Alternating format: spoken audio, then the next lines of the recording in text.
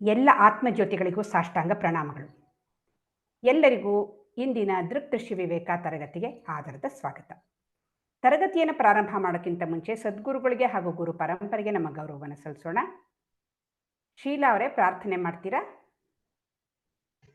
ಮಾಡ್ತೀನಿ ಮೇಡಮ್. ಓಂ ಶ್ರೀ ಗುರುಭ್ಯೋ ನಮಃ. ಎಲ್ಲ ಆತ್ಮಜ್ಯೋತಿಗಳು ನನ್ನ ವಂದನೆಗಳು ಹಾಗೂ ಸದ್ಗುರುಗಳಾದಂತ ಪ್ರಭುಜಿಯವರಿಗೆ ನನ್ನ ಸಾಷ್ಟಾಂಗ ನಮಸ್ಕಾರಗಳು. ಅಂತರ್ಜ್ಯೋತಿ ಬಹಿರ್ಜ್ಯೋತಿ ಪ್ರತ್ಯಜ್ಯೋತಿ ಪರಾತ್ಪರ ಜ್ಯೋತಿರೇವ ಜ್ಯೋತಿ ಸ್ವಯಂ ಜ್ಯೋತಿ ಆತ್ಮಜ್ಯೋತಿ ಶಿವೋಸ್ಮಹಂ. ಗುರು ಬ್ರಹ್ಮ ಗುರುರ್ವಿಷ್ಣು ಗುರುರ್ದೇವೋ ಮಹೇಶ್ವರಃ ಗುರು ಸಾಕ್ಷಾತ್ ಪರಬ್ರಹ್ಮ ತಸ್ಮೈ ಶ್ರೀ ಗುರುವೇ ನಮಃ. ಅಖಂಡ ಮಂಡಲಾಕಾರಂ ವ್ಯಾಪ್ತಯೇನ ಚರಾಚರ ತತ್ಪದಂ ದರ್ಶಿತಂ ಯೇನ ತಸ್ಮೈ ಶ್ರೀ ಗುರುವೇ ನಮಃ. ತಸ್ಮೈ ಶ್ರೀ ಗುರುವೇ ನಮಃ. ನಾರಾಯಣ ಸಮಾರಂಭಂ ಹೇಳಿ. ನಾರಾಯಣ ಸಮಾರಂಭಾಂ ಶಂಕರಾಚಾರ್ಯ ಮಧ್ಯಮಾಂ ಅಸ್ಮದಾಚಾರ್ಯ ಪರ್ಯಂತಂ ವಂದೇ ಗುರು ಪರಂಪರಾ. ಸದಾಶಿವ ಸಮಾರಂಭಂ ಶಂಕರಾಚಾರ್ಯ ಮಧ್ಯಮಂ ಅಸ್ಮದಾಚಾರ್ಯ ಪರ್ಯಂತಂ ವಂದೇ ಗುರು ಪರಂಪರಂ. ಧನ್ಯವಾದಗಳು ಶೀಲಾ ಅವರೇ. ಈಗ ನಾವು ಕಳೆದ ತರಗತಿಯಲ್ಲಿ 39 ತನಕ ಮಾಡಿದ್ವಿ ಅಲ್ವಾ? 40ನೇದು ಮಾಡೋಕ್ಕಾಗಲಿಲ್ಲ ಅನಿಸುತ್ತೆ, ಅಥವಾ 38 ಮಾಡಿದ್ವಾ? ಯಾರಾದರೂ ಹೇಳ್ತೀರಾ? 39 ಮಾಡಿದ್ವಾ 38 ಮಾಡಿದ್ವಾ? 39 ಆಗಿತ್ತು ಮೇಡಮ್. 40 ಮಾಡ್ಬೇಕು ಮೇಡಮ್. 40 ಮಾಡಬೇಕಾಗಿತ್ತು. ಓಕೆ.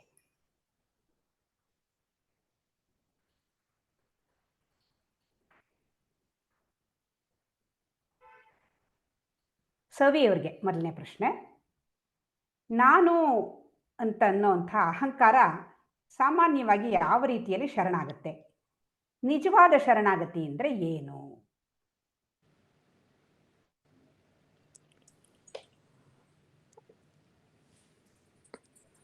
ಸರೆಂಡರ್ ಅಂದ್ರೆ ಅದೇ ನಾನು ದೇಹ ಮನಸ್ಸು ಅಲ್ಲ ಅನ್ನೋ ಜ್ಞಾನ ಗುರುವಿಂದ ಬಂದಾಗ ನನ್ನ ಹಾಲಲ್ಲಾರು ಹಾಕು ನೀರಲ್ಲಾರು ಹಾಕು ನಾನು ಶರಣಾಗತಿ ಆಗ್ತೀನಿ ಅಂತ ಹೇಳಿದಾಗ ಅದು ನಿಜವಾದ ಶರಣಾಗತಿ. ಇಲ್ಲಾಂದ್ರೆ ನಾವು ಈ ಟರ್ಮ್ಸ್ ಅಂಡ್ ಕಂಡೀಷನ್ಸ್ ಮೇಲೆ ನನಗಿದ್ ಕೊಡು ನನಗಿದ್ ಮಾಡು ಅನ್ನೋ ಇದ್ರಲ್ಲೇ ಇದ್ರೆ ಅದು ಶರಣಾಗತಿ ಅಲ್ಲ. ಅದು ಸೊ ಅವನಿಗೆ ನನಗಿದ್ ಕೊಡು ಅನ್ನೋದ್ರ ಜೊತೆಗೆ ಅವನಿಗೆ ಬೇರೆ ನಾವು ಕೊಡ್ತೀವಿ ಅಂತ ಬೇರೆ ಹೇಳ್ತೀವಲ್ಲ. ನಿನಗೆ ಚಿನ್ನದ ತೆಂಗಿನಕಾಯಿ ಹೊಡಿಸ್ತೀನಿ, ಇಷ್ಟು ದುಡ್ಡು ಡಬ್ಬಿಗೆ ಹಾಕ್ತೀನಿ, ಇದೆಲ್ಲ ಬೇರೆ ಹೇಳ್ತೀವಿ. ಅಂದ್ರೆ ತನ್ನತನವನ್ನು ಉಳಿಸ್ಕೊಂಡೇ ಭಗವಂತನಿಗೆ ಶರಣಾಗಬೇಕು ಅಂತ ಪ್ರಯತ್ನ ಪಡುತ್ತೆ ಈ ಅಹಂಕಾರ. ತಾನಿರ್ಲೇಬೇಕು, ಜೊತೆಗೆ ತಾನು ಶರಣಾದೆ ಅಂತಾನು ಬೇರೆ ಹೇಳ್ಕೊಳ್ಳೋದು. ಆದ್ರೆ ಅಹಂಕಾರ ಪೂರ್ಣ ನಾಶ ಆದಾಗ ನಾನಿಲ್ಲ ನೀನೇ ಎಲ್ಲ ಅನ್ನೋ ಭಾವನೆ ಬರಬೇಕು. ನಾನು ಅನ್ನೋದು ಹೋಗದಾಗ ಅದು ಎನ್ಲೈಟ್ಮೆಂಟ್, ಅದೇ ಇದು ಈಗೋ ಹೋದಾಗ. ಕರೆಕ್ಟ್. ಮುಂದಿನ ಪ್ರಶ್ನೆ ಸುಜಿಯಾ ಅವರಿಗೆ. ಸನ್ಯಾಸಾಶ್ರಮಕ್ಕೂ ಶರಣಾಗತಿಗೂ ಏನು ಸಂಬಂಧ? ತಪೋವನ್ ಮಹಾರಾಜ್ ಅವರ ಅನುಭವ ಏನನ್ನು ಹೇಳುತ್ತದೆ?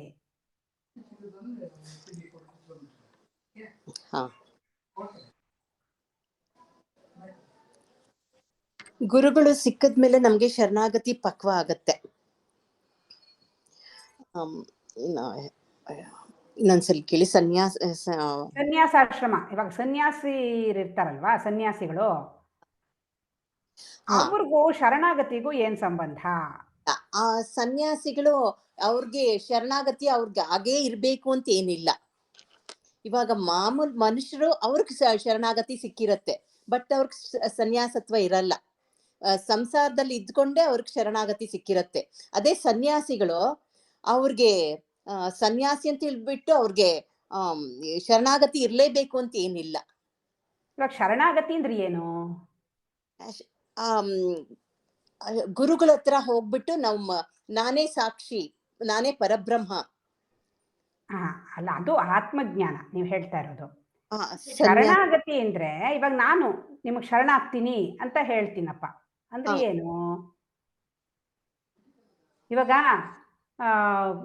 ಕಳ್ಳರನ್ನ ಹಿಡಿಯಕ್ ಬರ್ತಾರೆ ಪೊಲೀಸ್ನವರು, ಆಗೋದು. ಬಂದು ರಿವಾಲ್ವರ್ ತೋರಿಸ್ತಾರೆ, ಅವಾಗ ಕೈ ಮಾಡ್ಬಿಡ್ತಾನ ಅವನು. ಅಂದ್ರೆ ಆಯ್ತು, ನಾನ್ ಇನ್ನೇನು ಪ್ರತಿರೋಧ ಒಡ್ಡಲ್ಲ, ನಾನ್ ನಿಮಗ್ ಶರಣಾಗಿದ್ದೀನಿ ಅಂತ ಅರ್ಥ. ಸರೆಂಡರ್. ಶರಣಾಗತಿ ಅಂದ್ರೆ ಸರೆಂಡರ್ ಅಂತ. ಇವಾಗ ತಾನೇ ಅವ್ರನ್ನ ಒಂದು ಪ್ರಶ್ನೆ ಕೇಳಿದ್ವಿ. ಶರಣಾಗತಿ, ನಿಜವಾದ ಶರಣಾಗತಿ ಏನು ಅಂದ್ರೆ, ಇವಾಗ ಅಹಂಕಾರ ಏನ್ ಮಾಡುತ್ತೆ, ಇವಾಗ ದೇವ್ರಿಗೆ ನಾವೇ ಎಲ್ಲೆಲ್ಲಾ ಹೇಳ್ತೀವಲ್ಲ, ದೇವ್ರೆ ನನ್ನ ಪರೀಕ್ಷೆಯಲ್ಲಿ ಪಾಸ್ ಮಾಡಪ್ಪ, ನಾನು ನಿನ್ಗೆ ಒಂದು 50,000 ದುಡ್ಡು ಹಾಕ್ಬಿಡ್ತೀನಿ, ಆಮೇಲೆ ನನ್ಗೆ ಮದ್ವೆ ನನ್ನ ಮಗನಿಗೆ ಮದ್ವೆ ಆಗ್ಲಪ್ಪ, ನಿನಗೆ ದೇವಿಗೆ ಒಂದು ತಾಳಿ ಮಾಡಿಸ್ಕೊಡ್ತೀನಿ. ಅವಳಿಗೆ ಆಗ್ಬೇಕು ತಾಳಿ, ದೇವಿಗೆ ನಮ್ ತಾಳಿ ಕಟ್ಕೊಂಡು ಏನಾಗಬೇಕಾಗಿದೆ. ಹೀಗೆ ನಾವು ಆ ದೇವ್ರಿಗೇನೆ ಆಮಿಷಗಳನ್ನು ಒಡ್ತೀವಿ. ಅದು ಶರಣಾಗತಿ ಅಲ್ಲ. ನಾವು ಹಾಗನ್ಕೊಳ್ಳೋದು, ನಾನು ದೇವ್ರಿಗೆ ಏನೇನೆಲ್ಲ ಮಾಡ್ತಾ ಇದ್ದೀನಿ ನೋಡ್ರಿ, ನಾವು ಆ ದೇವಸ್ಥಾನ ಕಟ್ಸಿದ್ವಿ, ನಾವು ಇದನ್ ಮಾಡಿದ್ವಿ, ಅದನ್ ಮಾಡಿದ್ವಿ ಅಂತ ಹೇಳ್ಕೊತಾ ಇರ್ತೀವಿ. ಅಂದ್ರೆ ನಾವು ಎಷ್ಟು ಭಕ್ತರು ದೇವ್ರಿಗೆ ಅಂತ ನಮ್ ಭಾವನೆ. ಇಷ್ಟೆಲ್ಲ ಮಾಡ್ತಾ ಇದ್ದೀನಿ ನಾನು ದೇವ್ರಿಗೋಸ್ಕರ ಅಂತ. ದೇವ್ರಿಗೆ ನಮ್ಮಿಂದ ಏನಾಗಬೇಕಾಗಿದೆ? ಅವಂದೇ ಎಲ್ಲಾನುವೆ, ಇಡೀ ಪ್ರಪಂಚನೇ ಅವಂದು. ಮಾಡ್ಕೊಡ್ಲಿ ಅಂತ ಲಂಚ. ಅದು ಶರಣಾಗತಿನ? ಅದು ಸರೆಂಡರ್? ಅದು ಸರೆಂಡರ್ ಅಲ್ಲ. ಅದು ಇವಾಗ ರಾಮಕೃಷ್ಣ ಪರಮಹಂಸರದ್ರಲ್ಲಿ ಒಂದ್ ಕಥೆ ಬರುತ್ತೆ. ಅಲ್ಲಿ ಒಂದು ರಾಧಾಕೃಷ್ಣ ದೇವಸ್ಥಾನ ಇರುತ್ತೆ. ಅದ್ರದ್ದು ಒಡವೆ ಯಾರೋ ಕದ್ಕೊಂಡು ಹೋಗ್ಬಿಡ್ತಾರೆ, ದೇವ್ರು ಒಡವೆನ ಕದ್ಕೊಂಡು ಹೋಗ್ಬಿಡ್ತಾರೆ. ಅದಕ್ಕೆ ಅಲ್ಲಿ ಮಥುರಾನಾಥ ಅಂತ ಇರ್ತಾರೆ, ರಾಣಿ ರಾಸಮಣಿ ಅವಳದೇ ದೇವಸ್ಥಾನ, ಅವರ ಅಳಿಯ ಅವನು ಮಥುರಾನಾಥ. ಅವನ್ ಹೇಳ್ತಾನೆ ರಾಮಕೃಷ್ಣರಿಗೆ, ನಿಮ್ ದೇವ್ರು ಎಂಥ ದೇವ್ರು, ಅವನು ಒಡವೆನೂ ಕಾಪಾಡ್ಕೊಳಕ್ಕೂ ಅವನ್ಗಾಗ್ಲಿಲ್ಲ, ಎಂಥ ದೇವ್ರು ಅಂತಂತಾನೆ. ಅದಕ್ಕೆ ರಾಮಕೃಷ್ಣ ಹೇಳ್ತಾರೆ, ನಿನ್ನ ಒಡವೆ ಅವನ್ಗೆ ಹಾಕೋಬೇಕು, ಇಡೀ ಪ್ರಪಂಚನೇ ಅವಂದು, ಆ ಒಡವೆ ಅವನಿಗೇನು ಬೇಕಾಗಿಲ್ಲ, ನೀನು ನಿನ್ನ ಆಸೆಗೆ ನೀನ್ ಹಾಕಿದೀಯ ಅವನ್ಗೆ ಒಡವೆನ, ಅದನ್ನ ನೀನ್ ಕಾಪಾಡ್ಬೇಕು, ಅವನ್ ಯಾಕೆ ಕಾಪಾಡ್ಕೋಬೇಕು ಅಂತ ಹೇಳ್ತಾರೆ. ಹಾಗೆ ಭಗವಂತನಿಗೆ ನಮ್ಮಿಂದ ಎಂಥದೂ ಬೇಕಾಗಿಲ್ಲ ಅವನಿಗೆ. ನಾವು ನಾನು ಅದು ಮಾಡಿದೆ ಇದು ಮಾಡಿದೆ ಅಂತ ಹೇಳ್ತೀವಿ. ಆದ್ರೆ ನಿಜವಾದ ಶರಣಾಗತಿ ಅಂದ್ರೆ ಈ ನಾನು ಅಂತನ್ನೋ ಅಹಂಕಾರ ಪೂರ್ತಿ ಕರಗ್ ಹೋಗ್ಬೇಕು.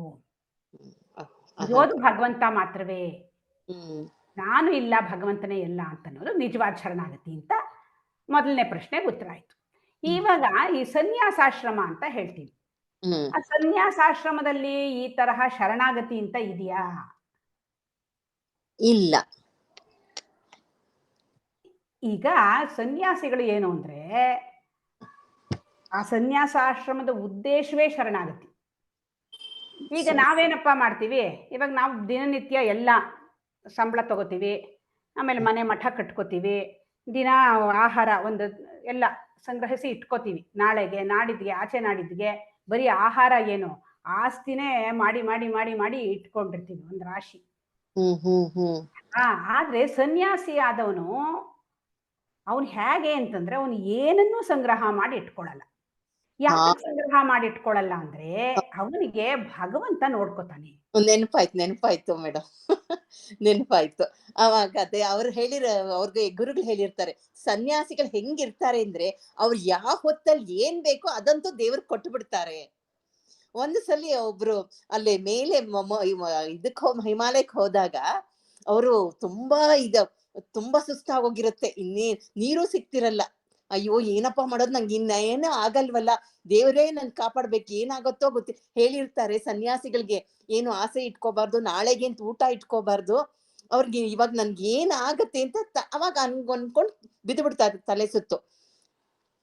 ಆ ಜಾಗದಲ್ಲಿ ಈ ಕಳ್ರು ಇರ್ತಾರೆ, ಅದೇ ಕೆಳಗಿಂದ ಮೇಲಕ್ಕೆ ಸಾಗಿಸ್ತಿರ್ತಾರಲ್ಲ ಆ ಹೆಸರುಗತ್ತೆ ಮೇಲೆ, ಅವರು ಅವ್ರನ್ನೆಲ್ಲ ಮರ್ಚೆಂಟ್ಸ್ ಎಲ್ಲ ಇರ್ತಾರಲ್ಲ, ಅವಾಗ ಅದನ್ನ ತಗೊಂಡು ಅವರು ಕಳ್ತನ ಮಾಡ್ತಿರ್ತಾರೆ. ಅಲ್ಲಿ ಮೇಲಿಂದ ನೋಡ್ತಾರೆ, ಓ ಏನೋ ಒಂದ್ ಮೂಟೆ ಬಿದ್ದಿದೆ, ಯಾರೋ ಇದ್ ಮಾಡಿದಾರೆ ಅಂತ ಹೇಳ್ಬಿಟ್ಟು ಅಲ್ಲಿಂದ ಬಂದ್ ನೋಡ್ತಾರೆ ಇವ್ರು. ಅವ್ರಿಗೆ ಉಪಚಾರ ಎಲ್ಲ ಮಾಡಿ ಏನಪ್ಪ ಏನು ಅಂತ ಹೇಳ್ಬಿಟ್ಟು ಅವ್ರಿಗೊಂಚೂರು ತಿನ್ನಕ್ಕೆಲ್ಲ ಕೊಡ್ತಾರೆ. ಆವಾಗ ಅಯ್ಯೋ ದೇವ್ರ ಕರೆಕ್ಟ್ ಅವ್ರು ಹೇಳಿದ್ದು, ಸನ್ಯಾಸಿಗಳ ಆಸೆ ಪಡಬಾರ್ದು, ಅವತ್ತಿಂದ ಅವತ್ತಿಗೆ ಮಾಡ್ಕೋಬೇಕು. ಅವಾಗ ಅವರು ಇದನ್ನ ಅವತ್ತು ಅರ್ಥ ಆಗತ್ತೆ. ಅವರು ಊಟ ಎಲ್ಲ ಕೊಟ್ಬಿಟ್ಟು ಅವರು ಇದು ಮಾಡ್ತಾರೆ. ಸನ್ಯಾಸಾಶ್ರಮಕ್ಕೂ ಶರಣಾಗತಿಗೂ ಏನ್ ಸಂಬಂಧ ಅಂದ್ರೆ, ಸನ್ಯಾಸಾಶ್ರಮದ ಉದ್ದೇಶನೇ ಶರಣಾಗತಿ. ಹೌದು. ನಾವು ಗೃಹಸ್ಥರು ಆ ರೀತಿ ಶರಣಾಗತಿ ಮಾಡಲ್ಲ. ನಾವೆಲ್ಲ ನಮ್ದು ಎಲ್ಲಾನು ಸಂಗ್ರಹಿಸಿ ಇಟ್ಕೋತೀವಿ ನಾವು. ಆಮೇಲೆ ಪ್ರಪಂಚಕ್ಕೆ ಕೊಡ್ತೀವಿ. ಸನ್ಯಾಸಿಗಳಿಗೂ ನಾವು ಊಟ ಕೊಡೋದು ಅದೆಲ್ಲ ಗೃಹಸ್ಥ ಧರ್ಮ, ಆಯಾ ಆಶ್ರಮದ ಧರ್ಮ ಅದು. ನಾವೆಲ್ಲದನ್ನು ಹಾಗೆಲ್ಲ ಬಿಟ್ಬಿಡಕ್ಕಾಗಲ್ಲ. ಆದ್ರೆ ಸನ್ಯಾಸಿಗಳು ಎಲ್ಲವನ್ನೂ ಬಿಟ್ಟವರು, ಅವನ್ ದೇವ್ರೇ ಅವ್ರಿಗೆ ಎಲ್ಲವೂ ಅವನು ಮಾಡ್ತಾನೆ ಅನ್ನೋ ಒಂದು ದೃಢವಾದ ವಿಶ್ವಾಸದಲ್ಲಿ ಅವರು ಇರ್ತಾರೆ.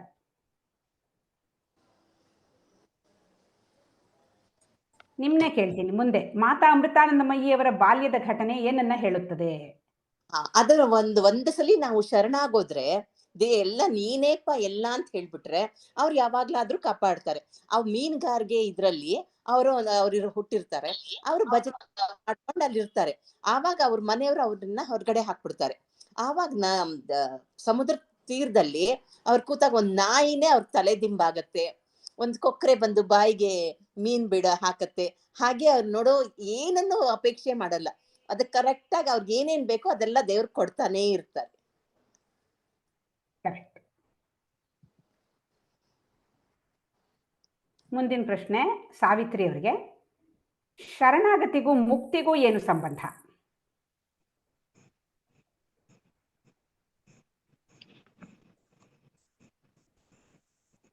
ಇಲ್ಲ ಅನ್ಸತ್ತೆ. ಓಪನ್ ಅರ್ಧ ಇದೆ ಇಂಟರ್ನೆಟ್. ಆದ್ರೆ ಶರಣಾಗತಿ ಅಂತಂದ್ರೆ ನಾನಿಲ್ಲ ನೀನೇ ಎಲ್ಲ ಅಂತ ಹೇಳ್ಬಿಟ್ಟು ಶರಣಾಗತಿ, ಪೂರ್ತಿ ಶರಣಾಗತಿ ಅಂತಂದ್ರೆ ಅಹಂಕಾರ ಹೋಗೋದೇ ಅದೇ ಮುಕ್ತಿ ಅಂತ ಹೇಳ್ತಾರೆ. ಫುಲ್ ಅಹಂಕಾರ ಹೋಗ್ಬೇಕು ಅಂತ.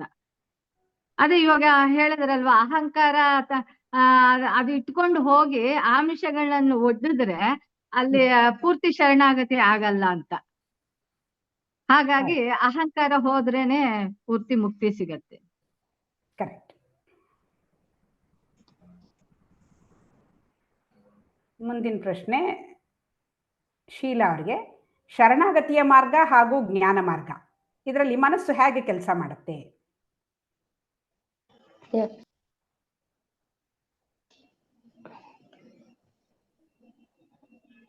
ಶರಣಾಗತಿ ಮಾರ್ಗದಲ್ಲಿ ಮನಸ್ಸೇನಾಗತ್ತೆ, ಭಕ್ತಿ ಮಾರ್ಗಕ್ಕೆ ಹೋಗುತ್ತೆ. ಶರಣಾಗತಿ ಅಂದಾಗ ಈ ಅಹಂಕಾರದಿಂದ ಏನ್ ಮಾಡ್ತಾನೆ ಮನುಷ್ಯ, ಬೇರೆ ಬೇರೆ ಅಟ್ರಾಕ್ಷನ್ ನಲ್ಲಿ, ಹೊರಗಿನ ಈ ವಸ್ತುಗಳ ಅಟ್ರಾಕ್ಷನ್ ನಲ್ಲಿ ಇದ್ಬಿಟ್ಟು ನಾನೇ ಎಲ್ಲ ಅಂತ ಅನ್ಕೋತಾ ಇರ್ತಾನೆ.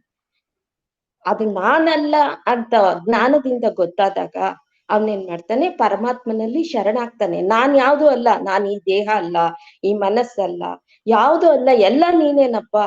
ಅದಕ್ ಮುಂಚೆ ಅವನ ಅಜ್ಞಾನದಲ್ಲಿದ್ದಾಗ ನಾನು ಅನ್ನೋ ಅಹಂಕಾರ ಅವನಲ್ಲಿ ತುಂಬಿದಾಗ ನಾನೇ ಈ ಸಂಸಾರ ನಡೆಸ್ತಾ ಇದ್ದೀನಿ, ಈ ಪ್ರಪಂಚ ಎಲ್ಲ ನಾನೇ, ಇದೆಲ್ಲ ನಂದೇ ಅಂತ ಅನ್ಕೋತಾ ಇರ್ತಾನೆ. ಯಾವಾಗ ಅಹಂಕಾರ ಹೋಗುತ್ತೋ ಆಗ ಅವನು ಶರಣಾಗತಿನ ಹೊಂದ್ತಾನೆ. ಕರೆಕ್ಟ್. ಅಂದ್ರೆ ಶರಣಾಗತಿ ಮಾರ್ಗದಲ್ಲಿ ಮನಸ್ಸನ್ನ ಭಗವಂತನಿಗೆ ಅರ್ಪಿಸ್ತಾನೆ. ಆ ತರ ಆ ಭಕ್ತಿ ಮಾರ್ಗದಿಂದ ಮನಸ್ಸನ್ನ ನಾವು ಒಳಗಡೆ ತಗೊಂಡೋದಾಗ ಏನಾಗತ್ತೆ, ಮನಸ್ಸಿಗೆ ಒಂದು ಜ್ಞಾನ ಮಾರ್ಗದ ಒಂದು ದಾರಿ ಕಾಣ್ತಾ ಹೋಗುತ್ತೆ. ಆ ಭಕ್ತಿ ಮಾರ್ಗದಿಂದ ನಾವು ಮನಸ್ಸನ್ನ ಒಳಗಡೆ ಅಂತರ್ಮುಖವಾಗಿ ಮಾಡಿದಾಗ ಏನಾಗುತ್ತೆ, ಜ್ಞಾನ ಮಾರ್ಗದ ಹಾದಿ ನಮಗ್ ಕಾಡ್ತಾ ಹೋಗುತ್ತೆ. ಆ ಜ್ಞಾನ ಮಾರ್ಗದಲ್ಲಿ ನಾವು ಹೋದಾಗ ನಾವು ಸಮಾಧಿ ಸ್ಥಿತಿಯನ್ನ ತಲುಪ್ತೀವಿ. ಈ ಅಜ್ಞಾನದಿಂದ ಪಾರಾಗಿ ನಾನು ನನ್ನದು ಇವೆಲ್ಲ ಹೋಗಿ ನಾವೇನ್ ಮಾಡ್ತೀವಿ, ಆ ಸಮಾಧಿ ಸ್ಥಿತಿಗೆ ತಲುಪ್ತೀವಿ.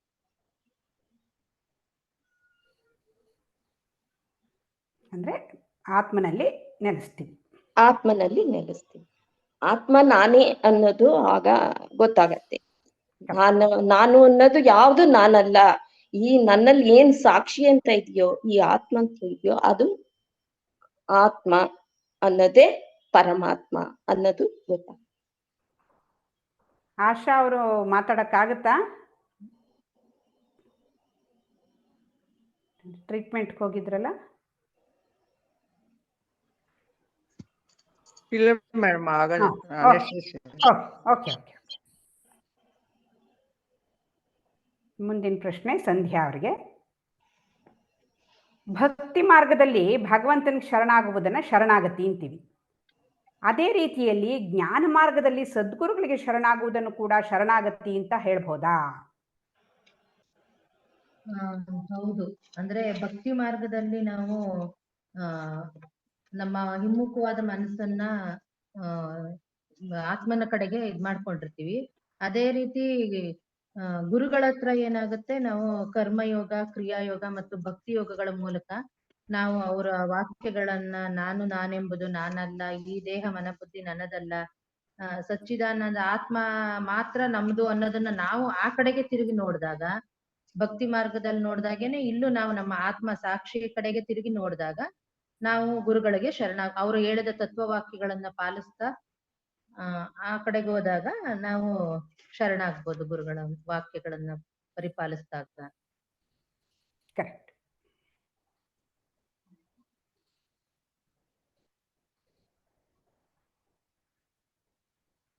ಮುಂದಿನ ಪ್ರಶ್ನೆ ಸವಿಯವರಿಗೆ. ಜೀವ, ಜಗತ್ತು, ಈಶ್ವರ ನಿಜವಾಗಿಯೂ ಇವೆಯೇ?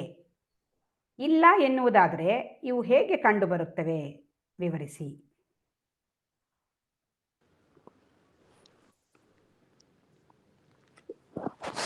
ಅದು ಆಕ್ಚುಲಿ ಇಲ್ಲ ಮ್ಯಾಮ್, ಬಟ್ ಅದು ಇರೋ ತರ ಕಾಣುತ್ತೆ.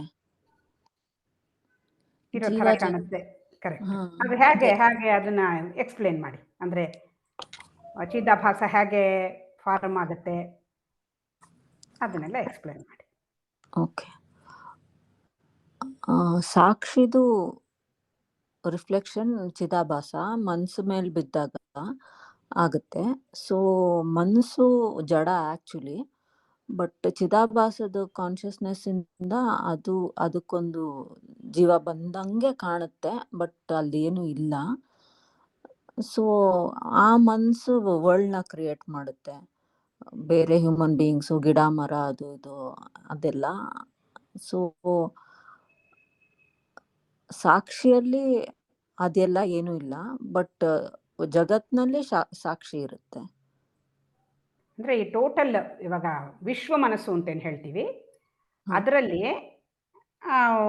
ಆ ಒಂದು ಪರಬ್ರಹ್ಮನ ಆಭಾಸ ಅಂದ್ರೆ ನೆರಳು ಪ್ರತಿಫಲನ ಆದಾಗ ವಿಶ್ವದ ಮಟ್ಟದಲ್ಲಿ ಈಶ್ವರ ಅಂತೇನು ಹೇಳ್ತೀವಿ, ಅಲ್ಲಿ ಆ ವಿಶ್ವ ಮನಸ್ಸಿನಲ್ಲಿ ಒಂದು ಪ್ರತಿಫಲನ ಆಗತ್ತೆ. ಆ ಪ್ರತಿಫಲನದಿಂದ ಎಲ್ಲ ಇಡೀ ವಿಶ್ವದ ಸೃಷ್ಟಿ. ಈಗ ನಾವೇನು ಮಾಡ್ತಿದ್ದೀವಿ, ಇವಾಗ ನಮ್ದನ್ನ ಎಕ್ಸ್ಪ್ಲೇನ್ ಮಾಡಿ. ಇವಾಗ ನೀವು ಎಕ್ಸ್ಪ್ಲೇನ್ ಮಾಡಿದ್ರಿ ನನ್ನದನ್ನ ಅಥವಾ ನಿಮ್ಮದನ್ನ. ಸಾಕ್ಷಿ ಚಿದಾಭಾಸ ತಾನು ದೇಹ ಮನಸ್ಸು ಬುದ್ಧಿ ಅಂತ ತಿಳ್ಕೊಳ್ಳುತ್ತೆ. ಅದೇ ಥರ ಎಲ್ಲರೂ ಇದ್ದೀವಲ್ಲ, ಎಷ್ಟೊಂದು ಜನ ಇದ್ದೀವಿ, ಈ ಎಲ್ಲರ ಮನಸ್ಸಿನಲ್ಲಿ ಇರುವಂಥ ಸಾಕ್ಷಿ ಏನಿದೆ, ನನ್ನಲ್ಲೂ ಸಾಕ್ಷಿ, ನಿಮ್ಮಲ್ಲೂ ಸಾಕ್ಷಿ, ಇನ್ನೊಬ್ಬರಲ್ಲೂ ಸಾಕ್ಷಿ, ಈ ಸಾಕ್ಷಿ ಏನಿದೆ ಇದು ಒಟ್ಟು ವಿಶ್ವದ ಸಾಕ್ಷಿ ಅಂದರೆ ಪರಬ್ರಹ್ಮ. ಈ ಚಿದಾಭಾಸ ಏನಿದೆ, ನನ್ನಲ್ಲಿರುವ ಚಿದಾಭಾಸ, ನಿಮ್ಮಲ್ಲಿರುವ ಚಿದಾಭಾಸ, ಇನ್ನೊಬ್ಬರಲ್ಲಿರುವ ಚಿದಾಭಾಸ, ಇದೆಲ್ಲವೂ ಒಟ್ಟು ಚಿದಾಭಾಸ ಏನಿದೆ ಅದು ಈಶ್ವರ. ಐ ಆಮ್ ಅಂತ ಏನು ಹೇಳ್ತೀವಿ ನಾವು, ಅದೇ ಈಶ್ವರ. ಸೊ ಈ ಇಡೀ ವಿಶ್ವದಲ್ಲಿ ಒಂದಷ್ಟು ಜಡ, ಒಂದಷ್ಟು ಚೇತನ, ಈ ರೀತಿಯಾಗಿ ಸೃಷ್ಟಿಯಾಗುತ್ತೆ. ಜಡದಲ್ಲಿ ಅಸ್ತಿತ್ವ ರೂಪದಲ್ಲಿ ಮಾತ್ರ ವ್ಯಕ್ತವಾಗುತ್ತೆ ಆ ಚೈತನ್ಯ. ಈ ಜೀವಿಗಳಲ್ಲಿ ಅಸ್ತಿತ್ವ ಹಾಗೂ ಅರಿವು ಈ ಎರಡೂ ರೂಪದಲ್ಲಿ ವ್ಯಕ್ತವಾಗತ್ತೆ. ಹಾ. ನಿಮಗೇನೆ ಪ್ರಶ್ನೆ, ಸಾಕ್ಷಾತ್ಕಾರ ಅಂತಂದ್ರೆ ಏನು?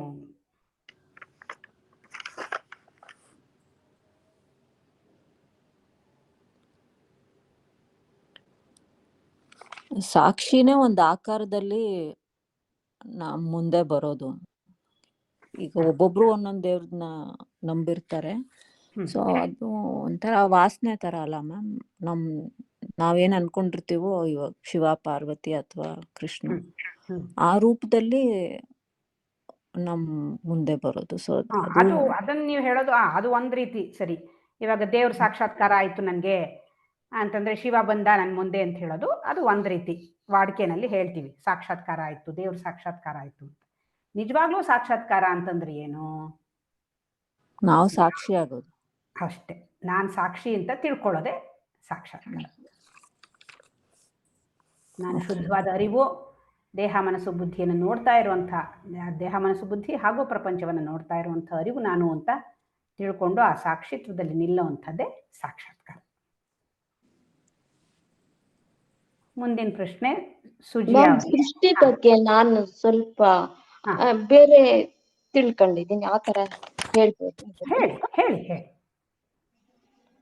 ಅಂತಂದ್ರೆ ಇದು ಸೃಷ್ಟಿನಲ್ಲಿ ಯಾವುದೂ ಇಲ್ಲ, ಇರೋದು ಒಂದೇ ಪರಮಾತ್ಮ ಒಬ್ಬನೇ ಅಂತ ನಾವು ಅನ್ಕೊಂಡಿದೀವಿ.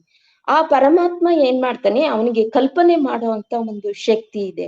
ಆ ಕಲ್ಪನೆ ಮಾಡೋ ಶಕ್ತಿ ಮೇಲೆ ಏನಾಗತ್ತೆ, ಈ ವಿಶ್ವ ಮನಸ್ಸು ಎಲ್ಲವನ್ನೂ ಅವನು ಕಲ್ಪನೆ ಮಾಡ್ತಾನೆ. ಅವನು ಸಂಕಲ್ಪ ಮಾಡ್ಕೊತಾನೆ, ಸೃಷ್ಟಿ ಮಾಡ್ಬೇಕು ಅಂತ ಸಂಕಲ್ಪ ಮಾಡಿದಾಗ ಈ ಮನಸ್ಸು ಈ ವಿಶ್ವ ಇದನ್ನೆಲ್ಲ ಕಲ್ಪನೆ ಮಾಡ್ಕೊತಾನೆ. ಆ ಕಲ್ಪನೆ ಮಾಡ್ಕೊಂಡ್ಮೇಲೆ ಅದರ ಮೇಲೆ ಪರಬ್ರಹ್ಮನ ಪ್ರತಿಫಲನ ಆಗತ್ತೆ ಅದ್ರ ಮೇಲೆ. ಆದರೆ ಏನಾಗತ್ತೆ, ಈ ಪ್ರತಿಫಲನ ಏನಾಗಿರುತ್ತೆ ಅಂದ್ರೆ ಇದು ಅತಿಯಾದ ಸತ್ವಗುಣ ಮತ್ತು ಪ್ರಕಾಶಯುಕ್ತವಾಗಿರುತ್ತೆ. ಆ ಪ್ರತಿಫಲನ, ಆ ಪ್ರತಿಫಲನದಿಂದ ಬರೋ ಅಂತ ಚೈತನ್ಯ ಯಾವ್ದಪ್ಪ ಅಂದ್ರೆ ಈಶ್ವರ ಚೈತನ್ಯ. ಆ ಈಶ್ವರನ ಜೊತೆ ಮಾಯೆನೂ ಇರುತ್ತೆ, ಈಶ್ವರನ ಜೊತೆ ಮಾಯೆನೂ ಇರ್ತಾರೆ. ಆ ಈಶ್ವರನ ಶಕ್ತಿಯಿಂದ, ಆ ಮಾಯಾ ಶಕ್ತಿಯಿಂದ ತಿರ್ಗಾ ಪ್ರತಿಫಲನ ಆಗಿ ಅದು ಯಾವ ರೀತಿ ಆಗುತ್ತೆ, ಮಂದಗತಿಯಲ್ಲಿ ಪ್ರತಿಫಲನ ಆಗತ್ತೆ. ಪರಬ್ರಹ್ಮನಿಂದ ಬಂದಂತ ಪ್ರತಿಫಲನಕ್ಕಿಂತ ಮಂದಗತಿಯಲ್ಲಿ ಆದ ಪ್ರತಿಫಲನ ಈ ಜಡವಸ್ತುಗಳ ಮೇಲೆ ಮತ್ತೆ ಈ ಜೀವಿಯ ಮೇಲೆ ಬಿದ್ದಾಗ ಈ ಜಡವಸ್ತುಗಳು ಅಲ್ಲಿ ಇದನ್ನ ಪಡ್ಕೊಳತ್ತೆ. ಈ ಜೀವಿ ಚೈತನ್ಯ ಮತ್ತು ಸ್ಥಿರತೆ ಇವೆರಡನ್ನು ಪಡ್ಕತಾನೆ. ಆ ಜಡವಸ್ತು ಇದನ್ನ ಸ್ಥಿರತೆಯನ್ನ ಮಾತ್ರ ಪಡ್ಕೊಳತ್ತೆ ಅಂತ ನಾನ್ ತಿಳ್ಕೊಂಡಿದ್ದೀನಿ. ಸರಿ ಆಯ್ತು, ಗುರುಗಳು ಹೇಳಿರೋದು ಅದನ್ನೇನೆ. ಅದು ಮತ್ತೆ ಇದು ಹೇಳ್ತಾರಲ್ಲ ಮೇಡಮ್, ಇದು ಸೂರ್ಯನಿಂದ ಬರೋ ಪ್ರಕಾಶ ನೇರವಾಗಿ ನಮಗ್ ಬೀಳಲ್ಲ, ಚಂದ್ರನ ಮೇಲೆ ಬಿದ್ದು ನಂತರ ನಮ್ಗೆ. ಅದು ನಿಜಾನ? ನಾನೆಲ್ಲೋ ಅದನ್ನ ಕೇಳಿದ್ದೆ, ಅದಕ್ಕೋಸ್ಕರ ತಮಗೆ. ಅಲ್ಲಲ್ಲ, ಇವಾಗ ನೇರವಾಗಿ ಸೂರ್ಯನ ಪ್ರಕಾಶ ಬರಲ್ಲ ನಮ್ಗೆ, ಅದೇ ತರ ಪರಬ್ರಹ್ಮನ ಪ್ರಕಾಶ ನಮಗ್ ಬರಲ್ಲ. ಈಶ್ವರನ ಇವಾಗ ಬಾಹ್ಯಾಕಾಶದಲ್ಲಿ ಅದನ್ನು ಹೇಳಿದಾರೆ ನೋಡಿ. ಇವಾಗ ಬಾಹ್ಯಾಕಾಶದಲ್ಲಿ ನೀವು ಹೋದ್ರೆ ನಿಮ್ಗೆ ಸೂರ್ಯ ಇದ್ರೂನು ನಿಮ್ಗೆ ಕತ್ಲೆನೇ ಇರುತ್ತೆ, ಬೆಳಕೆ ಇರಲ್ಲ ಅಲ್ಲಿ. ಯಾತಕ್ಕೆ ಅಂದ್ರೆ ಅಲ್ಲಿ ಪ್ರತಿಫಲನ ಮಾಡುವಂಥ ಧೂಳಿನ ಕಣಗಳಿರೋದಿಲ್ಲ. ನಾವು ಈ ನಮ್ಮ ಭೂಮಿಯ ಮಟ್ಟಕ್ಕೆ ಬಂದಾಗ ಇಲ್ಲಿ ಧೂಳಿನ ಕಣ ಇರುತ್ತೆ. ಅವಾಗ ಆ ಧೂಳಿನ ಕಣಗಳು ಸೂರ್ಯನ ಬೆಳಕನ್ನ ಪ್ರತಿಫಲನ ಮಾಡಿ ನಮಗೆ ಬೆಳಕನ್ನ ಕೊಡುತ್ತೆ. ಹಾಗಾದಾಗ ಮಾತ್ರ ನಮಗೆ ಸೂರ್ಯನ ಬೆಳಕು ಕಾಣುತ್ತೆ. ಆ ತರಹ ನಮಗೆ ಏನೇನ್ ಕಾಣ್ತಾ ಇದೆಯೋ ಅದು ಪ್ರತಿಫಲನ ಆಗಿರೋ ಬೆಳಕಷ್ಟೇ ಹೊರತು ನೇರವಾದ ಸೂರ್ಯನ ಬೆಳಕನ್ನ ನಮ್ಗೆ ಕಾಣುತ್ತೆ. ಅದೇ ತರ ಪರಬ್ರಹ್ಮನ ಅದೇ ಪ್ರತಿಫಲನ ಕೂಡ ಅಂತ ತಿಳಿಯಬಹುದು. ಈಗ ಗೊತ್ತಾಯ್ತು.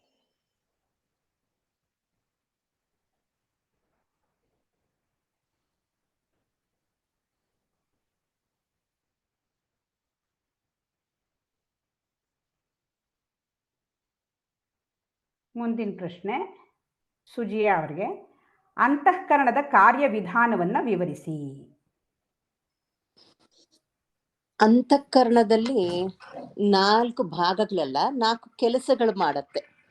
ಅದು ಮನಸ್ಸು, ಚಿತ್ತ, ಅಹಂಕಾರ, ಬುದ್ಧಿ. ಅದು ಒಂದಾದ್ಮೇಲೆ ಒಂದ್ ಮಾಡತ್ತೆ, ಕಂಟಿನ್ಯೂಸ್ ಆಗಿ ಮಾಡಲ್ಲ, ಒಂದಾದ್ಮೇಲೆ ಒಂದ್ ಮಾಡತ್ತೆ. ಇವಾಗ ಮನಸ್ಸು ಅಂದ್ರೆ ಫಸ್ಟ್ ಔಟ್ಸೈಡ್ ಬಾಹ್ಯ ಅದ್ರಲ್ಲಿ ಏನೇನಿದೆ ಅದನ್ನೆಲ್ಲ ನೋಡತ್ತೆ. ಮತ್ತೆ ಆ ಚಿತ್ತ, ಇವಾಗ ಒಂದು ಫ್ಯಾನ್ ನೋಡ್ತೀವಿ, ಫ್ಯಾನ್ ಅದು ಸುಮ್ನೆ ನೋಡ್ತೀವಿ. ಮತ್ತೆ ಅದು ಬಾಹ್ಯದಲ್ಲಿ, ಚಿತ್ತದಲ್ಲಿ ಫಸ್ಟ್ ಹೊರಗಡೆ ನೋಡ್ತೀವಿ, ಆ ಚಿತ್ತದಲ್ಲಿ ಫ್ಯಾನ್ ಅಂತ ಗೊತ್ತಾಗತ್ತೆ. ಮತ್ತೆ ಅದು ಅದೇನಾಗತ್ತೆ, ಓ ನಮ್ಮನೆ ಫ್ಯಾನು, ನನ್ ಫ್ಯಾನ್ ಇದು ಅಂತ ಅಹಂಕಾರ ಹೇಳತ್ತೆ. ಮತ್ತೆ ಬುದ್ಧಿ ಏನ್ ಮಾಡುತ್ತೆ, ಓ ಏನ್ ಮಾಡ್ಬೇಕು ಅದನ್ನ, ಆ ಬುದ್ಧಿನ ಆ ಡಿಸಿಷನ್ ಡಿಸೈಡ್ ಮಾಡ್ಬೇಕಲ್ಲ, ಆವಾಗ ಅದು ಆನ್ ಮಾಡೋದು ಆಫ್ ಮಾಡೋದು ಅಂತ ಅದು ಡಿಸೈಡ್ ಮಾಡತ್ತೆ. ಇದು ಅಂತಃಕರಣದಲ್ಲಿ 4 ಕೆಲಸ ಒಂದಾದ್ಮೇಲೆ ಒಂದ್ ಮಾಡತ್ತೆ. Very nice.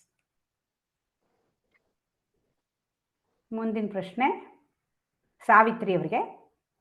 ಲಿಂಗ ಶರೀರ ಅಂತಂದ್ರೆ ಏನು, ಅದರಲ್ಲಿ ಎಷ್ಟು ಅಂಗಗಳಿವೆ? ಲಿಂಗ ಶರೀರ ಅಂತಂದ್ರೆ ಪಂಚ ಜ್ಞಾನೇಂದ್ರಿಯಗಳು, ಪಂಚ ಕರ್ಮೇಂದ್ರಿಯಗಳು, ಪಂಚ ಪ್ರಾಣಗಳು, ಮನಸ್ಸು, ಬುದ್ಧಿ, ಚಿತ್ತ, ಅಹಂಕಾರ ಅಂತ ಅಲ್ಲಿ 2 ತೆಗೆದಾಕ್ ಬಿಡ್ತಾರೆ. ಉಪಾದಾನ ಕಾರಣ ಅಂತೇಳಿ ಮನಸ್ಸು ಮತ್ತು ಅಹಂಕಾರನ ಬಿಟ್ಟು ಹೇಳ್ತಾರೆ. ಅದು ಕನಸಿನ ಇದರಲ್ಲಿ ಲಿಂಗ ಶರೀರವಾಗಿ ಹೋಗಿ ಅದು ತನ್ನ ಪ್ರಪಂಚನೇ ತಾನೇ ಸೃಷ್ಟಿ ಮಾಡ್ಕೊಳತ್ತೆ. ಅದು ನಿಜವಾಗೇ ಇದ್ದಂಗೆ ಅದೆಲ್ಲ ನೋಡ್ಕೊಂಡು ಬರುತ್ತೆ. ಪ್ರಪಂಚ ಜೀವಿನೇ ಬೇರೆ ಆಗಿ ಎಲ್ಲ ಆಗಿ ಸೃಷ್ಟಿ ಮಾಡ್ಕೊಂಡು ಬರುತ್ತೆ. ಅದು ಲಿಂಗ ಶರೀರ. ಶರೀರವನ್ನು ಹೊಸದಾಗಿ ತಗೊಂಡು ಅಲ್ಲಿ ಮಾಡ್ಕೊಂಡು ಬರುತ್ತೆ. ಈ ಮಲಗಿರೋ ದೇಹ ಹಾಗೆ ಇರತ್ತೆ. ಕರೆಕ್ಟ್. ಅಂದ್ರೆ ಸೂಕ್ಷ್ಮ ಶರೀರ ಅಂತ ನಾವೇನ್ ಹೇಳ್ತೀವಿ, ಅದೇನೆ ಲಿಂಗ ಶರೀರ. ಅದೇನೆ ಲಿಂಗ ಶರೀರ. ಸಾವಿನ ಸಮಯದಲ್ಲಿ ಸಾಯೋ ಈ ದೇಹ ಬಿದ್ದೋಗೋ ಸಮಯದಲ್ಲಿ ಅದೇನ್ ಮಾಡುತ್ತೆ, ಬೇರೆ ಶರೀರವನ್ನ ಹುಡುಕೊಂಡು ಹೋಗುತ್ತೆ. ದೇಹದಿಂದ ದೇಹಕ್ಕೆ ಹುಡುಕೊಂಡು ಹೋಗ್ತಾ ಇರತ್ತೆ. ಇನ್ನು ಸ್ಥೂಲ ಶರೀರನ ಇದರಲ್ಲಿ ಜಾಗ್ರತೆಯಲ್ಲಿ ಆ ಶರೀರದ ಜೊತೆ ವ್ಯವಹಾರ ಮಾಡುತ್ತೆ. ಕರೆಕ್ಟ್ ಅಂತ. ಮತ್ತೆ ಗಾಢ ನಿದ್ದೆಗೆ ಹೋದಾಗ ಅದು ಸೂಕ್ಷ್ಮ ರೂಪಕ್ಕೆ ಹೊಟ್ಟೋಗಿರತ್ತೆ. ಚಿದಾಭಾಸದ ಜೊತೆ ಸೂಕ್ಷ್ಮಕ್ಕೆ ಹೋಗಿರತ್ತೆ. ಮ್ಯಾಮ್ ನನ್ಗೆ ಡೌಟ್ ಇದೆ ಇದ್ರಲ್ಲಿ. ಈ ಜ್ಞಾನೇಂದ್ರಿಯ ಕರ್ಮೇಂದ್ರಿಯ ಕನ್ಸಲ್ಲಿರೋ ಜ್ಞಾನೇಂದ್ರಿಯ ಕರ್ಮೇಂದ್ರಿಯ ಅಲ್ವಾ ಮ್ಯಾಮ್? ಅಲ್ಲಲ್ಲ, ಕನಸಲ್ಲಿ ಅಂತಲ್ಲ. ಇವಾಗ ನೋಡಿ, ಇದು ಸ್ಥೂಲ ಶರೀರ ಅಲ್ವಾ? ಈ ಸ್ಥೂಲ ಶರೀರ ಇದು ಆಕ್ಟ್ ಮಾಡೋದಕ್ಕೆ ನಮಗೆ ಸೂಕ್ಷ್ಮ ಶರೀರ ಬೇಕು. ಸೂಕ್ಷ್ಮ ಶರೀರ ಅಂದ್ರೇನು, ಇವಾಗ ಓವರ್ ಆಲ್ ಆಗಿ ಇವಾಗ ನೀವು ಅಂತಃಕರಣ ಅಂತ ತಗೊಂಡ್ರೆ, ಆ ಅಂತಃಕರಣದ ಮೇಲೆ ತಾನೇ ಬೆಳಕು ಬೀಳೋದು. ಇದ್ರದ್ದು ಪರಬ್ರಹ್ಮನ ಬೆಳಕು ಅಂತಃಕರಣದ ಮೇಲೆ ಬೀಳುತ್ತೆ. ಅವಾಗ ಅದಕ್ಕೆ ಚೈತನ್ಯ ಬರುತ್ತೆ. ಆಮೇಲಿಂದ ತಾನೇ ಎಲ್ಲ ಕೆಲಸಗಳು ಶುರುವಾಗೋದು. ಆ ಅಂತಃಕರಣದಲ್ಲಿ ಅಂದ್ರೆ ಅಲ್ಲಿ ಆ ಮನಸ್ಸು ಅಂತ ನಾವೇನು ಹೇಳ್ತೀವಿ, ಅದರಲ್ಲಿ ಅಲ್ಲಿ ಏನೇನಿರುತ್ತೆ. ಇವಾಗ ನಾವು ಇದನ್ನ 3 ತರಹ ಡಿವಿಷನ್ ಮಾಡ್ತೀವಿ. ಏನು, ಸ್ಥೂಲ ಶರೀರ, ಸೂಕ್ಷ್ಮ ಶರೀರ, ಕಾರಣ ಶರೀರ ಅಂತ 3 ಥರ ಡಿವಿಷನ್ ಮಾಡ್ತೀವಿ. ಇಲ್ಲ ಅಂದ್ರೆ ಪಂಚಕೋಶಗಳಾಗಿ ಡಿವಿಷನ್ ಮಾಡ್ತೀವಿ. ಅದೇನು, ಅನ್ನಮಯ ಕೋಶ, ಪ್ರಾಣಮಯ ಕೋಶ, ಮನೋಮಯ ಕೋಶ, ವಿಜ್ಞಾನಮಯ ಕೋಶ, ಆನಂದಮಯ ಕೋಶ ಅಂತ. ಈಗ ಇವಾಗ ನನ್ನ ಕಣ್ಣಿಂದ ನಾನು ನೋಡ್ಬೇಕಪ್ಪ. ಇವಾಗ ಆಕ್ಚುಲಿ ಈ ಕಣ್ಣೇನಿದೆ, ಈ ಸ್ಥೂಲ ದೇಹದಲ್ಲಿ ಇರೋ ಕಣ್ಣು, ಇದು ಜಸ್ಟ್ ಒಂದು ಇನ್ಸ್ಟ್ರೂಮೆಂಟ್ ತರ. ಸುಮ್ಮನೆ ಒಂದು ಗಾಜಲ್ಲಿ ಒಂದು ಕಣ್ಣು ಮಾಡಿಟ್ವಿ ಅಂತ ಇಟ್ಕೊಳ್ಳಿ, ಅಥವಾ ಒಂದು ವುಡನ್ ಇದರಲ್ಲಿ ಒಂದು ಕಣ್ಣು ಮಾಡಿಟ್ವಿ ಅಂತ ಇಟ್ಕೊಳ್ಳಿ. ಆ ತರಹನೇ ಇದು. ಅಂದ್ರೆ ಜಸ್ಟ್ ಸ್ಥೂಲ ಇದು. ಇದಕ್ಕೇನು ತನಗಾಗೆ ಇದಕ್ಕೇನು ಕೆಪಾಸಿಟಿ ಇಲ್ಲ. ಇದು ವರ್ಕ್ ಮಾಡಬೇಕಾದ್ರೆ ಇದ್ರ ಒಳಗಡೆ ಜ್ಞಾನೇಂದ್ರಿಯ ಇರಬೇಕು. ಆಮೇಲೆ ಈ ಕೈ ಕಾಲು ಚಲನೆ ಆಗಬೇಕಾದ್ರೆ ಅದ್ರ ಒಳಗಡೆ ಕರ್ಮೇಂದ್ರಿಯ ಇರಬೇಕು. ಆ ತರಹ ಅವೆಲ್ಲ ಏನು, ಆ ಸೂಕ್ಷ್ಮವಾದ ಇದಕ್ಕೆ ಈ ಚಲನೆಯನ್ನ ಉಂಟು ಮಾಡೋದಕ್ಕೆ, ಇವುಗಳು ಕೆಲಸ ಮಾಡೋದಕ್ಕೆ, ಈ ಸ್ಥೂಲ ಶರೀರದ ಎಲ್ಲ ಅವಯವಗಳು ಕೆಲಸ ಮಾಡೋದಕ್ಕೆ ಯಾವುದು ಶಕ್ತಿಯನ್ನ ಕೊಡುತ್ತೋ ಅವುಗಳು ಸೂಕ್ಷ್ಮ ಶರೀರದಲ್ಲಿ ಇರುತ್ತವೆ.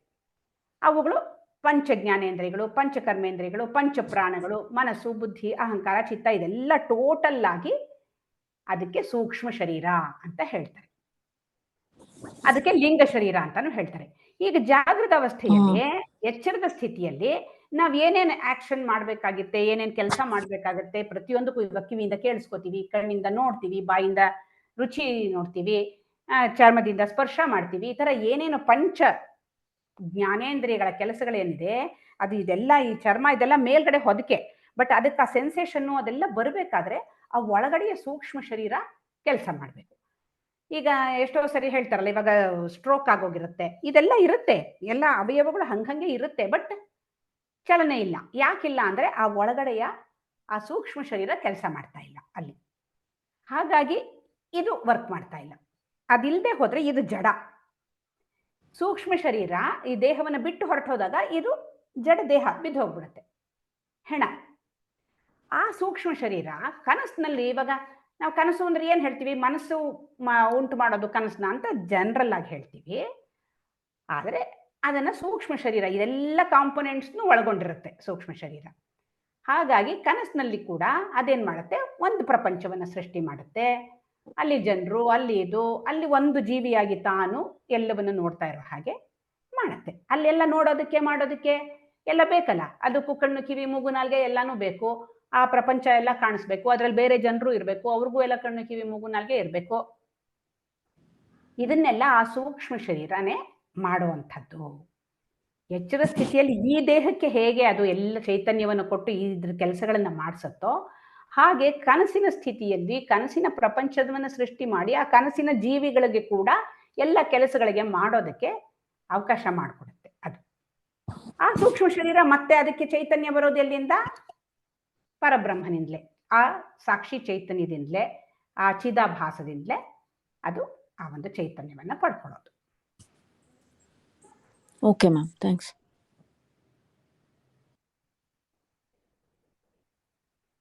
ಇವಾಗ ಹೇಳ್ತೀವಲ್ಲ, ಸತ್ತಾಗ ಚಿದಾಭಾಸ ಪ್ಲಸ್ ಮನಸ್ಸು ಆ ಒಟ್ಟು ಘಟಕ ಅದು ಹೋಗುತ್ತೆ, ಬೇರೆ ದೇಹದಕ್ಕೆ ಹೋಗುತ್ತೆ ಅಂತ ಹೇಳ್ತೀವಲ್ಲ. ಅಂದ್ರೆ ಅದನ್ನ ಇಲ್ಲಿ ಇನ್ನು ಸ್ವಲ್ಪ ಇದ್ರದ್ದು ಟರ್ಮ್ಸ್ ಅಲ್ಲಿ ಹೇಳಬೇಕಾದ್ರೆ, ವೇದಾಂತದ ಟರ್ಮ್ಸ್ ಅಲ್ಲಿ ಹೇಳಬೇಕಾದ್ರೆ ಅದನ್ನ ಲಿಂಗ ಶರೀರ ಅಂತ ಹೇಳ್ತೀವಿ. ಅದು ಇನ್ನೊಂದು ದೇಹಕ್ಕೆ ಹೋಗುತ್ತೆ. ಯಾವಾಗ ಜ್ಞಾನ ಬರುತ್ತೋ ಆವಾಗ ಮತ್ತೆ ಇನ್ನೊಂದು ದೇಹಕ್ಕೆ ಹೋಗುವಂಥ ಕೆಲಸ ಇರಲ್ಲ.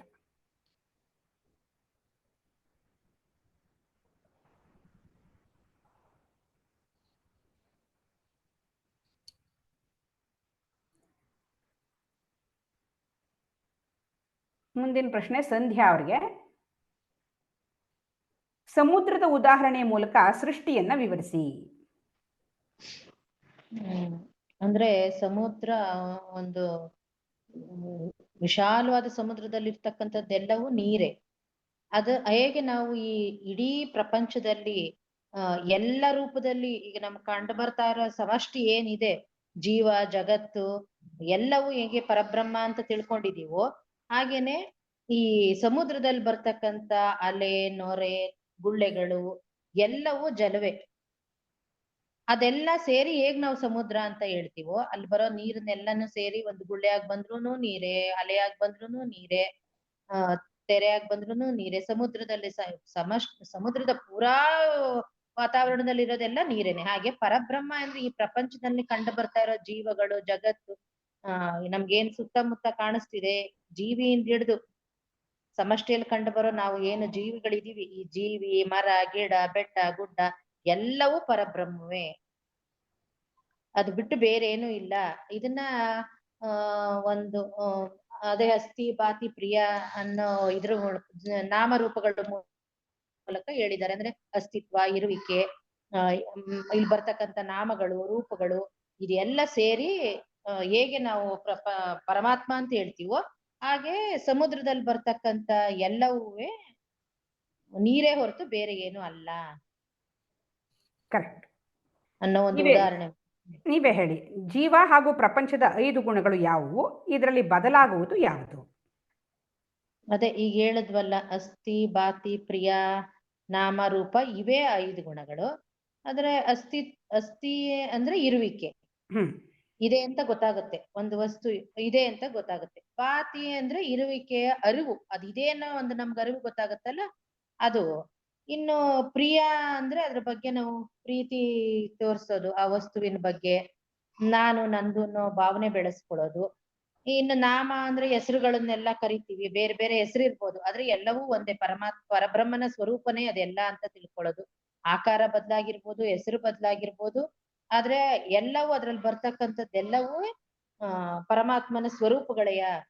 ಅದು ಇದನ್ನ ತಿಳ್ಕೊಳಕ್ಕೆ ನಾವು ಇಂದ್ರಿಯಗಳ ಸಹಾಯದಿಂದ ತಿಳ್ಕೊತಿರ್ತೀವಿ. ಈಗ ಹೇಳ್ದಂಗೆ ನೀವು ಆಗ್ಲೇ ಹೇಳಿದ್ರಿ, ಸೂಕ್ಷ್ಮ ಶರೀರ ಸ್ಥೂಲ ಶರೀರಕ್ಕೆ ಬೇಕಾದಂತ ಚೈತನ್ಯನ ಹೇಗೆ ನಮ್ಮ ಸೂಕ್ಷ್ಮ ಶರೀರ ಒದಗಿಸ್ಕೊಡುತ್ತೋ ಇಂದ್ರಿಯಗಳ ಮೂಲಕ, ಹಾಗೆ ಈ ನಾಮರೂಪಗಳು ಬದಲಾಗ್ಬೋದು. ಆದ್ರೆ ಪರಬ್ರಹ್ಮನಲ್ಲಿರ್ತಕ್ಕಂಥ ಎಲ್ಲ ಗುಣಗಳಾದ ಅಸ್ಥಿ, ಬಾತಿ, ಪ್ರಿಯ ಇವೆಲ್ಲವೂ ಮಾತ್ರ ಬದಲಾಗಲ್ಲ, ಎಲ್ಲ ಒಂದೇ ಅನ್ನೋದನ್ನ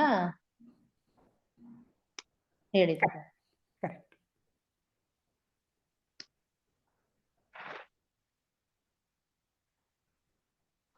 ಸಾವಿತ್ರಿಯವರು, ಮಾಯೆಯ ಆವರಣ ಶಕ್ತಿಯ ಕೆಲಸವೇನು? ಆವರಣ ಶಕ್ತಿ ಅದು ಓಪನ್ ಆಗ್ತಾ ಇಲ್ಲ. ಅದರ